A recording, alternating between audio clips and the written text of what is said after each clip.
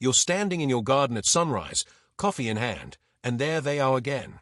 Holes chewed through your cabbage leaves. Slug trails glistening across the lettuce. Aphids clustered thick on the underside of your tomato stems. And you've already sprayed twice this month, and it's still not enough. Here's something most gardeners never get told. Two of the cheapest, dullest-looking metals on Earth, copper and zinc, have been used for generations by old-world farming communities, including the Amish, to keep slugs, snails, and soft-bodied pests off their crops. No chemical spray. No reapplying every week. Just metal, pushed into the ground, doing quiet work for years at a time. I want to walk you through what's actually true about this method, why it works as far as we genuinely understand it, where the folklore picks up and the science leaves off, and exactly how to set it up in your own garden this weekend. I'm not going to hand you fake studies or invented archives to make this sound more dramatic than it is. The real version is interesting enough on its own.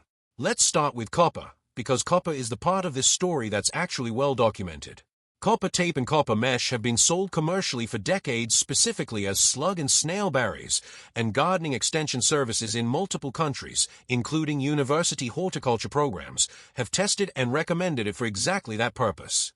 The working theory is that when a slug or snail's moist body touches copper, it triggers a mild electrochemical reaction, something like a very faint tingling sensation, and the animal recoils and looks for another path. It's not a myth pulled from nowhere. It's one of the few old wives' tale pest remedies that's actually been picked up and sold as a real commercial product for exactly the reason people claim it works. Where things get less certain is everything beyond slugs and snails. Copper's protective effect on hard-shell crawling insects like beetles or on flying insects like cabbage moths isn't nearly as well established. Some gardeners swear copper strips also keep ants and certain beetles from crossing into a bed, and there's a plausible reason that could be true. Many soft-bodied or thin-skinned insects are sensitive to metal ions and mild static charge the same way slugs are. But I want to be honest with you, that broader claim is mostly gardener folklore and anecdote passed down through generations, not something backed by the same kind of controlled research that exists for slugs specifically. If you try copper against beetles or moths, you're testing a tradition, not applying a proven formula. That doesn't mean it's worthless. It means you should watch your own garden and draw your own conclusions, the same way farmers always have. Now for zinc, which plays a different and much simpler role than the slug-shocking theatrics some people attach to it. Zinc is a genuine, essential plant micronutrient. So is copper, in trace amounts. Plants use zinc for enzyme function and for producing auxin, the hormone that drives root growth and cell division. Plants use copper for lignin production, the compound that stiffens and strengthens cell walls. A plant with strong lignified cell walls is physically tougher to chew through, and a plant that isn't deficient in trace minerals is generally a healthier, more vigorous plant overall. Healthier plants are less appealing to pests for a simple, unglamorous reason. Stressed and nutrient-deficient plants release different volatile compounds and sap chemistry that many pest insects are drawn to, the same way healthy immune systems in animals fight off illness better than weakened ones. This part isn't folklore. Micronutrient deficiency in soil is a documented, real phenomenon in agronomy, and copper and zinc deficiency specifically shows up in crop science literature as something that weakens plants and can increase susceptibility to certain pests and diseases. So when galvanized zinc nails or fittings slowly corrode in contact with soil moisture, they release tiny trace amounts of zinc into the surrounding earth. Over years, in soil that's already borderline deficient, this can act as a slow-release micronutrient source. It's not a fertilizer program. It's a trickle, not a flood. But trickles matter over a decade. This is where the old-world farming traditions come in, and where I want to be careful not to overstate what's actually known. Amish and other plain communities are well known and well documented by agricultural researchers who've studied their farming practices for running low-input, chemical-averse systems, crop rotation, composting, companion planting, hand cultivation, and a general philosophy of building soil health rather than fighting pests directly with sprays. Whether any specific Amish family uses copper strips and galvanized nails in the exact way described in viral gardening videos, I genuinely don't know, and neither does anyone circulating those stories with total confidence.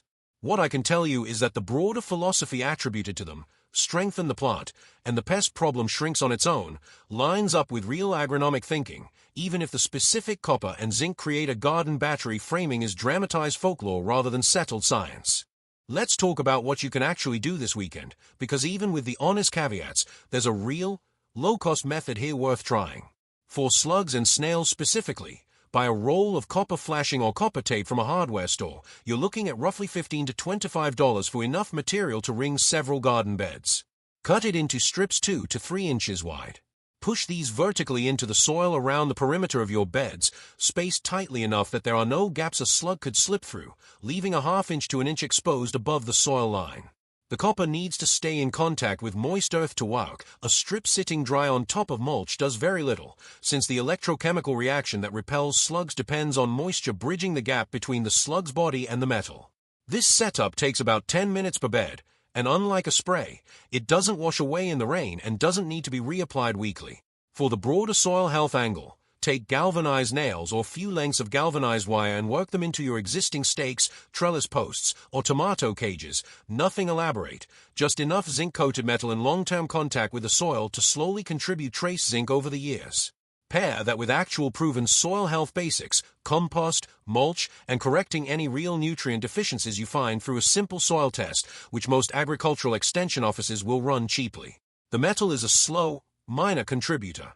The compost and healthy soil biology are doing the heavier lifting. If you want to try the wider folk claim that copper also detains crawling beetles and that zinc creates some kind of protective field around the whole bed, go ahead and test it in a section of your garden while leaving another section as your control, the same way any careful gardener tests a new method. Watch what actually happens over a season.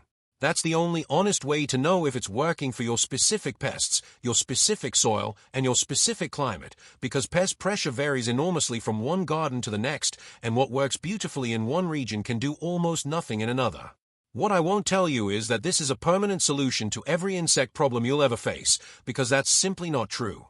Copper doesn't touch aphids directly, though it may indirectly reduce them if it keeps the ants that farm aphids from crossing into the bed. It won't stop squash vine borers, which tunnel into stems and are largely unaffected by soil-level metal barriers. It won't stop flying moths from laying eggs on your brassicas. For those pests, you still need the tools that actually work against them: row covers, companion planting, hand-picking eggs, encouraging predatory insects, and yes, sometimes an actual organic spray applied at the right life stage of the pest. Here's the honest bottom line. Copper as a slug and snail barrier is a real, well-supported, low-cost technique that's been sold commercially for exactly that reason, and it costs you almost nothing to try. Zinc's role as a slow micronutrient source is grounded in real plant science, even if the dramatic electric garden battery framing you might have heard elsewhere is exaggerated. Strong, well-fed, well-watered plants really are more pest-resistant than stressed ones, and that's the single most reliable, well-documented lesson buried inside all of this folklore. The old-world approach isn't magic. It's patience. Build healthy soil, use simple physical barriers where they're proven to work, and stop expecting one product, whether it's a spray or strip of metal, to solve every pest problem in your garden at once.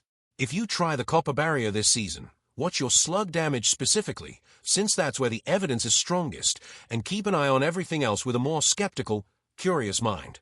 Tell me in the comments which pest gives you the most trouble, because there isn't a single metal, spray, or trick that handles all of them, and the real answer is almost always a combination of small, boring, unglamorous habits that add up over a full growing season.